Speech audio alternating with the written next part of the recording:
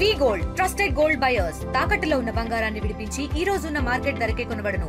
మరిన్ని వివరాలకు సంప్రదించండి 77707720. మునుగోడు ప్రజలకు అవమానం జరిగినట్టే అవునా? నన్ను గెలిపించుకున్న ప్రజలకు నన్ను అవమానిస్తే వాళ్ళు అవమానించినట్టు కదా. మునుగోడు ప్రజలకు అన్యాయం చేసినా రాజగోపాల్ రెడ్డికి అన్యాయం చేసినట్టే. మీ అందరికి అన్యాయం చేసి ఇక్కడ అభివృద్ధికి నిధులు రాలేదంటే నేను శాసనసభ్యునిగా నేను సంతోషంగా ఉంటానా?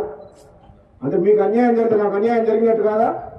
అందుకనే ఎప్పుడంట నాకు అన్యాయం జరిగినా పర్వాలేదు కానీ మునుగోడు ప్రజలకు అన్యాయం చేయొద్దని గతంలో చెప్పిన ప్రభుత్వానికి ఇప్పుడు కూడా చెప్తున్నా.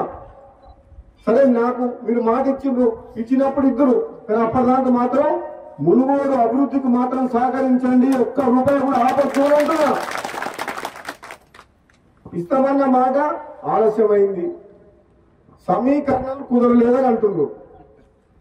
ఎందుకు కుదురుతారో సమీకరణలు? మనసు ఉంటే మార్గం ఉంటుంది.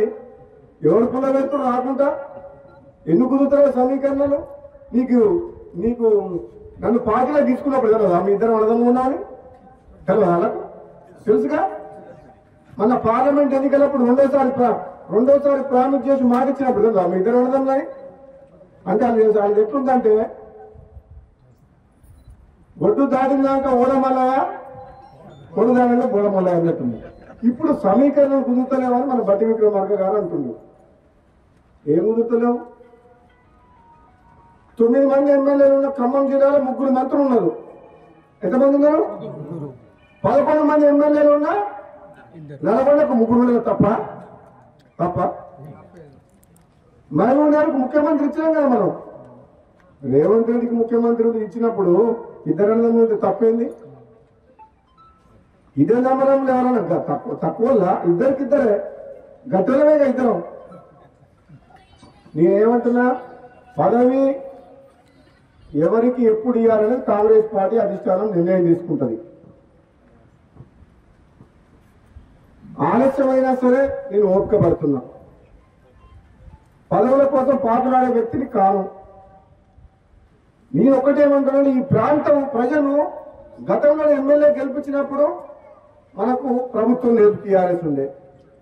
ఇప్పుడు ఎమ్మెల్యే గెలిపించారు, మన ప్రభుత్వం ఉంది. కనీసం ఇప్పుడు ఈ ప్రాంతానికి అన్యాయం చేయొద్దు. ఈ మునుగోడు నియోజకవర్గంలో అన్ని రంగాలు అభివృద్ధి చేయాలి. నిజంగా నేను పార్లమెంట్ సభ్యులుగా పనిచేసిన 7 నియోజకవర్గాల్లో, ఎమ్మెల్సీగా పనిచేసిన నల్గొండ జిల్లా మొత్తానికి. అన్ని నియోజకవర్గాలు చూసిన మునుగోడు అంతా వెంకబాటులో ఎక్కడ లేదు. మునుగోడులో రోడ్లు లేవు, ప్రభుత్వ బడులు లేవు, ప్రభుత్వ ఆసుపత్రులు లేవు, కరెంటు సమస్యలు ఉన్నాయి.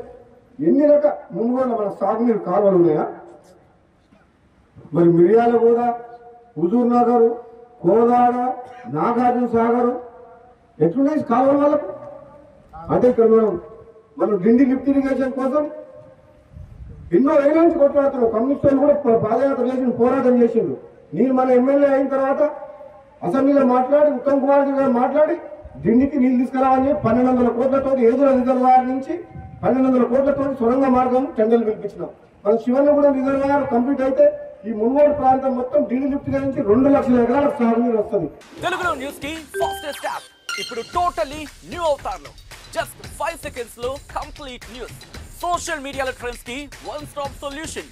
Live TV app voice search option తో ఇప్పుడే డౌన్లోడ్ చేయండి లేదా అప్డేట్ అయిపోండి. యాప్ లింక్ డిస్క్రిప్షన్ లో ఉంది.